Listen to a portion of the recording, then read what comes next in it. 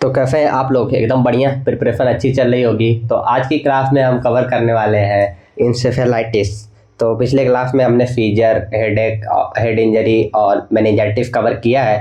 तो आज की क्लास में हम इंसेफेलाइटिस कवर करते हैं। तो सबसे पहले डेफिनेशन देख लेते हैं। तो जिसमें आइटिस लगा होता है तो उसका मतलब ये होता है कि इन्फ्लामेशन होता है। तो इंसेफेलाइटिस का मतलब है इन्फ्लामेशन ऑफ द ब्रेन, यानी कि ब्रेन या ब्रेन टिश्यू का जो कि इन्फ्लामेशन है उसे इंसेफेलाइटिस बोलते हैं। डेफिनेशन पढ़ लेते हैं। Encephalitis is an acute inflammation of the brain. Encephalitis is an acute swelling of the brain, usually resulting from either a viral or due to the body's own immune system mistakenly attacking brain tissue. अब incidence rate देख लेते हैं। तो western country में ये ज़्यादा होता है, 7.4 केसेस होते हैं पर 1 लाख पॉपुलेशन को पर ईयर। कॉजेस इसका ये अभी तक कोई ज़रूरी कॉज नहीं पता चल पाया है, अननोन ही कॉज है इसका। और इसकी कुछ अदर वायरल कॉजेस हो सकते हैं, मतलब मेन कॉज नहीं पता चल पाया है। वायरल कॉज हैं इसके herpes simplex virus, HSV virus, rabies virus, childhood infections.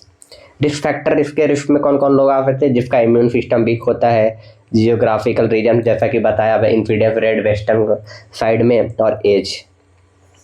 Pathophysiology देख लेते हैं। The ability of HSV1 to induce apoptosis in neuronal cells, a property not shared by HSV2, might explain why the former cause virtually all cases of herpes simplex encephalitis in immunocompetent older children and adults.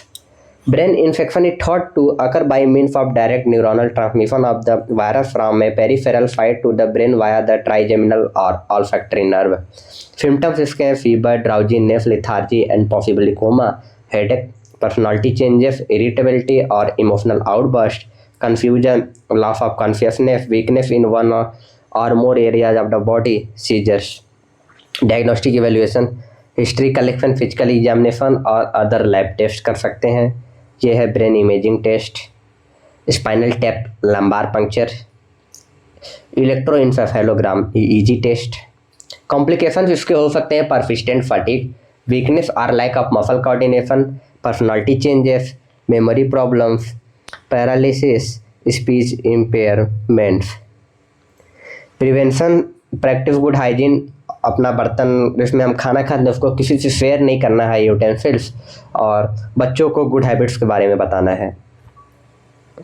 इसका management, bed rest, plenty of fluids, anti inflammatory drugs चलाएंगे जैसे acetaminophen, ibuprofen और naproxen sodium to relieve headache और fever के लिए। Antiviral drug चलाएं जैसे कि इसका कॉज ये पहला कॉज ये इडियोपैथिक अननोन है, और दूसरा है इसका कोई एंटीवायरल कॉज रहता है तो उसको हम एंटीवायरल ड्रग्स चलाएंगे जैसे कि एसाइक्लोवीर और गैम्फिक्लोवीर।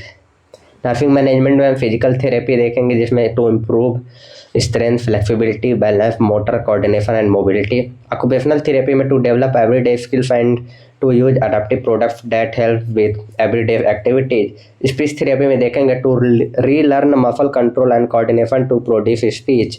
साइकोथेरेपी में देखेंगे to learn coping strategy and new behavioural skills to improve mood disorders और address personality changes. Nursing diagnosis, pain देखेंगे, हाइपरथर्मिया देखेंगे, इम्बैलेंस न्यूट्रिशन देखेंगे। Thank you so much. I hope आपको ये क्लास पसंद आई होगी। मिलते हैं आपसे नेक्स्ट क्लास में। Thank you so